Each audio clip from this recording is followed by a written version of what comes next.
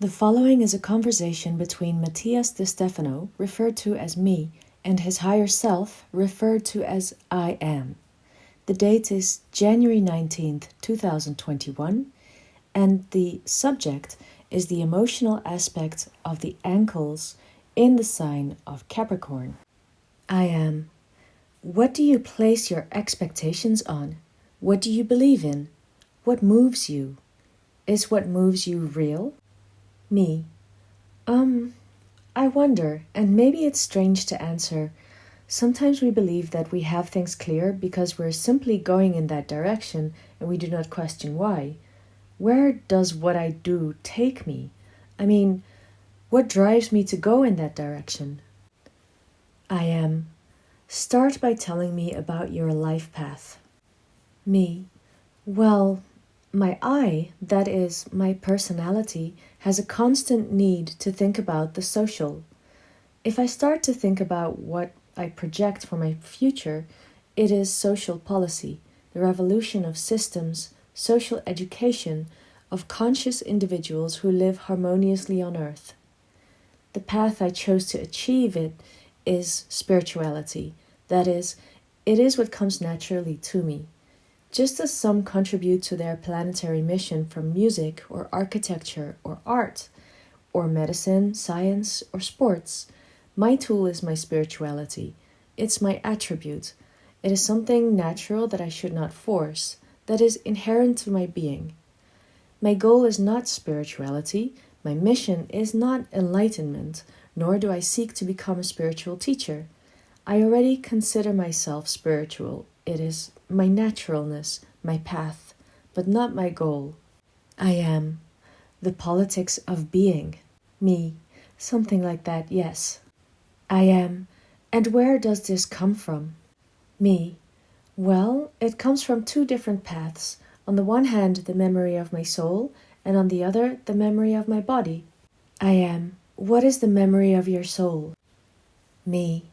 When I turned 12, I started to remember everything that had happened before I was born. But the first memory I had of myself, as a woman, next to my husband, in front of the Great Sphinx, but as a huge reddish lion without a human face, surrounded by beautiful temples and plants further back. My name was Shu, and my husband was Sobek, and I recognized that that time was 12,000 years ago, in a country called Chem in present-day Egypt, a colony of the famous Atlantis.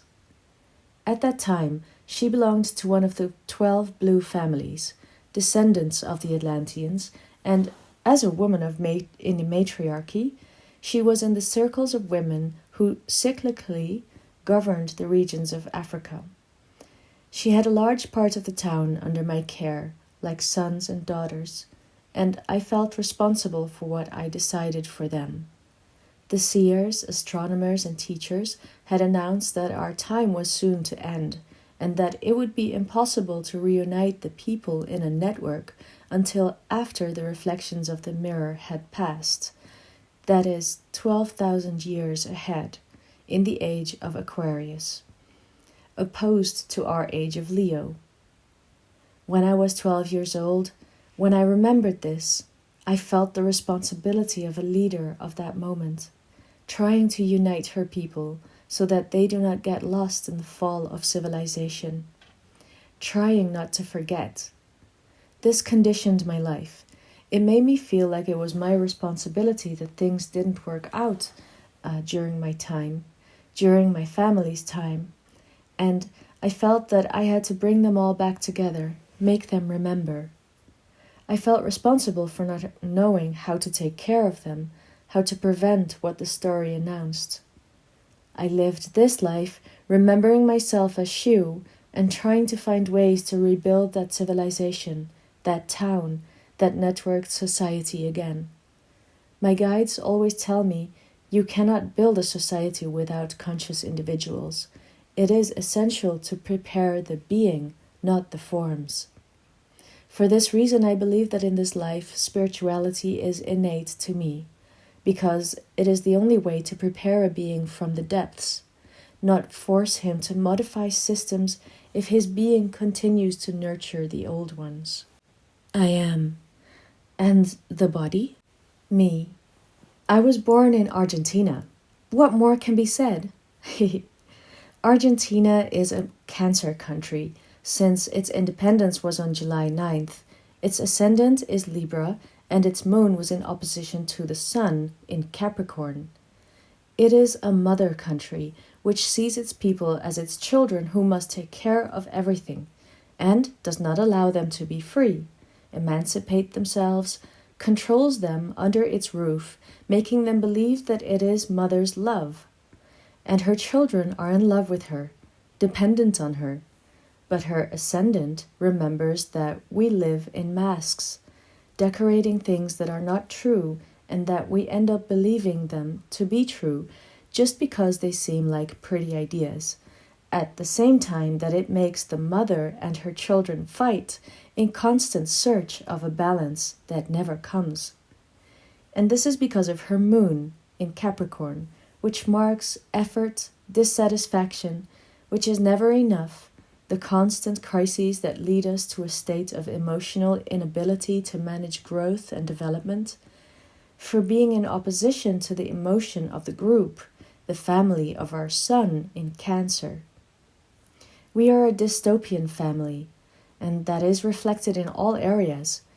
I was born hearing about economic crises, fights between people and the government, social struggles, but not the kind that mark history, but rather the kind that look like flies on your face or mosquitoes at night, those that become more of a repetitive and elusive static, unbearable.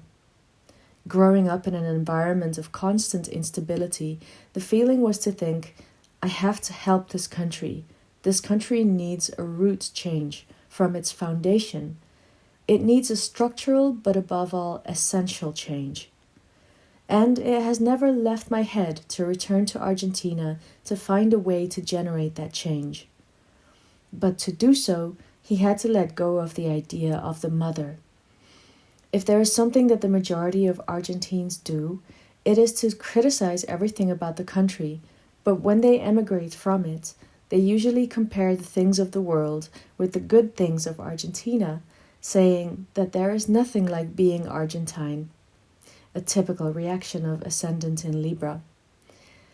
That's what makes us so unbearable in the eyes of the world in conversation, the constant dichotomy, who hates and loves mother, a kind of Italian tragedy in which nobody tolerates mother, but everyone goes out of their way for her, an aspect of Cancer. I have heard so many say, "You're Argentine, come back, speak Spanish," or Argentinian pride, things like that. And the truth is that the less I feel Argentine, the more I can see ways to help the country where I was born. I am. And yet, as you said, your mother is what you find most difficult to let go of. Me. You just hit me on the back of the neck with a stick. I am. Thanks for acknowledging it. Me. It's true. It's something that, it's there. It's like a code. I don't understand. I am. It's a belief. Me. A belief. I am. Everything in the world is a belief. When you think of the term belief, what comes to mind? Me. Precisely the mind. Believing is something you think about, that you have in your head, a pattern. I am. We go to the origin of all things. Again, the mind is a whole without any point of reference. For this reason, he decides to bend himself to observe what he is, and in this way create the correspondence. It generates the concept of polarity and cause-effect at that very moment. And the reason why it is possible to see the two options reflected is because of the vibration and the rhythm, which allow the generation of something new. The more times it is multiplied, divided, what was previously a whole begins to become parts, that is, fractals of itself. These fractals begin to create a framework, a network that we call matrix, generating the idea of a creative womb where everything arises. And the womb protects the seed of creation. Therefore, the same matrix is willing to take care of what we call pattern, mother and father, matrix and pattern. They are the creative essence. While the matrix is a network of patterns, the patterns are the parts of a matrix. And each pattern arises from the correspondence of the mind, from a different point of view of the original idea. Thus the mind becomes idea, the idea thought. But the more thoughts there are, they begin to be distorted with respect to the original idea, and there comes a time when the only way to perceive the true image is through faith. Faith represents the confidence that what I perceive is part of a truth that I can't see because it's distorted. Thus, the greater doubling of time and space, faith is the only way to guide you through a complex network of which you cannot see its pure origin. And in this way, what you used to call thoughts become mechanisms of faith, something what you call belief. Faith has nothing to do with spirituality, even though today it is related to religion. Faith has to do with such confidence in something. A scientist, for example, has faith that what he is looking for is like this, but he dedicates himself to following the patterns until he finds the matrix and makes sense of what he has perceived. While a religious person does not search in that experimentation, but blindly trusts, hoping that the answer comes to him or her instead of looking for it by trial and error. Both are faith beliefs. A belief, then, is a network of thoughts confident that they are part of the original idea. Me. An example? I am. You take a bicycle for the first time in your life and you decide to ride it. You have faith that you will walk like the best because you have seen how it is done. But the first time you pedal, you fall. Even so, knowing that there are many people who do it well, you have the faith that you can keep trying until you succeed like the best. But each time you fall, you will create a path of experience that will register in you and that will repeat to you, I have faith that I can do better, but I think I'm going to fall again. The difference between having faith and believing lies in experience. Faith is an expectation for the future that drives you into the unknown. Belief is a known pattern of experience that protects you from the past on your path of faith. Me, now I understand. I am. Both are related, but they are extremes of a timeline of action. Let's keep going. Now, you have described that the belief lies in the world of thought, when, in reality, it arises from the experience registered in your cells.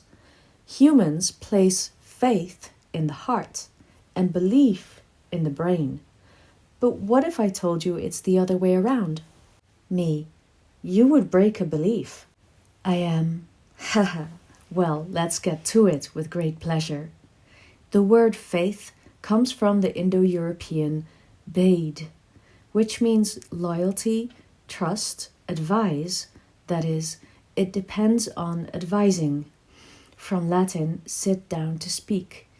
In the law, from Latin, loyal, and thus convince the other of what has been said. From Latin, trust. Faith then implies a mental attitude of conviction, of debate, of adjusting a law, of conversing to understand what it means. Faith is trust.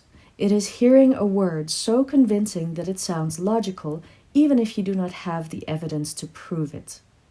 Therefore, it is born from the perception of an idea, from the capacity of imagination. Me. Wow, I understand. This is why it is called having faith in the Word of God.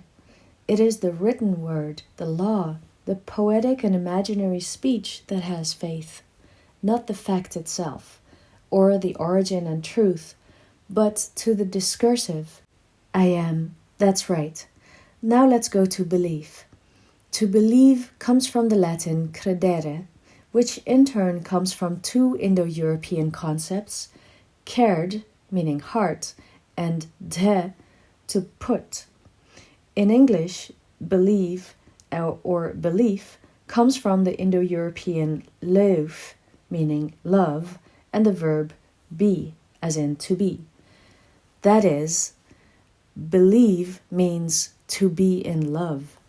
Me, put in the heart, live from the heart. I am. When you pass from the stage of faith, a confidence in things you do not see, of expectations of what will be, you have the experience of what you have lived, of what you feel now, not through your mind, but through the senses that feed your mind. You perceive it by touch, taste, smell, sight, and hearing. You register it in your cells, and it becomes part of your body, and the center of your body, the one that nourishes organic consciousness, is your heart. A belief, then, does not live in your head, but in the beat of your heart. And tell me, who has created your heart? Whose heartbeat was the first you heard? Me, my mother. I am. That is why everyone believes in their mother. Therefore, the basis of all cultural and social, religious, spiritual, social, political, emotional, family beliefs, everything is born from the heart of the mother, from believing in her. That is why mammals are linked to their mother more than to the father, and they live their lives linked to her or trying to break away from her. The mother is a fractal of the cosmic matrix of the universal mind. She represents the idea, and she is in itself all your beliefs, because she is the one who created you. For this reason, the first link of creation and belief is the mother, then culture, then a nation, then Mother Earth, and then the cosmic mother, and there you meet again with the matrix of the network. All your life is conditioned by the belief in mother. Me, the universal mother, is the great library of the Akashic, from where I got my first memories. Mother Earth is the one who called me with her heartbeat to live in this world. I became a mother in this world to experience what it feels like to be a creator, and I became the mother of a people to know what it is to connect a network of individuals. The Mother Planetary Network designed my path, and I owe my life to her. The Mother Nation Argentina united mothers Italy and Spain to make me born, and my mother Claudia gave me life. My mom is the summary of all the mothers to whom I owe my existence towards the past and towards the future. I am. This is how you see the belief based on the concept of mother, and why you have faith towards the future in continuing to try through her, the network, Mother Earth, the matrix. Me, my mother is like the bicycle, of which you said, even though I fall many times, I know that if I try again and again, I will get very far.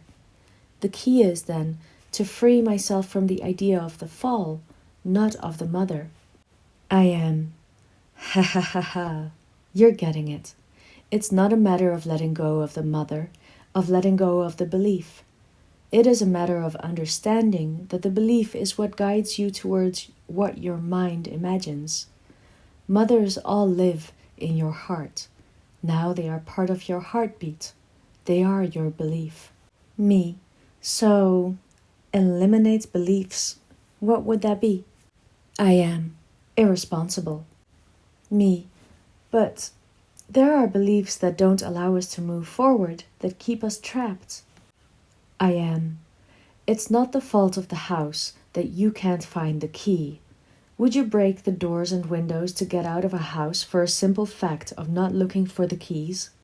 Me. I guess not. I am. Humans believe that if there is a wall, you have to break it. If there is a barrier, you have to tear it down.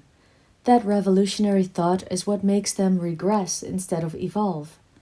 If every time nature decided it was time to transform into something new, it had to remove everything from scratch to start over, today you would still be a bacterium in the ocean. It is due to the belief patterns that you continue life after life, building the future, adding tools, improving the ways you do what you do, and certain codes remind you of the experiences you have had to get here. Patterns guide you, protect you. The structures are there for a reason. The fact that you are not aware of why does not make them less important. That you are not responsible for them does not make them a burden. It all depends on your perspective of your state of consciousness. Each step you take is a step towards your own being. They all lead to you, to the center, to your heart. But without the steps of your beliefs, your patterns, you would never arrive, because you would not find your way, and if you get lost, it is because you haven't become entangled in them, forgetting how to climb the ladder to the center of your being, believing that you must reach the top, when there is nothing there. Me. Thank you for showing me this. It makes the relationship with my past and my future free based on my relationship with my mother and the mothers in my present. I am. Remember, remember, remember. Me. Back to the heart. I am. There are the answers, the keys that open the doors of the home. They are there, in the trunk of your beliefs. Me. I am the key to my home. I believe in myself.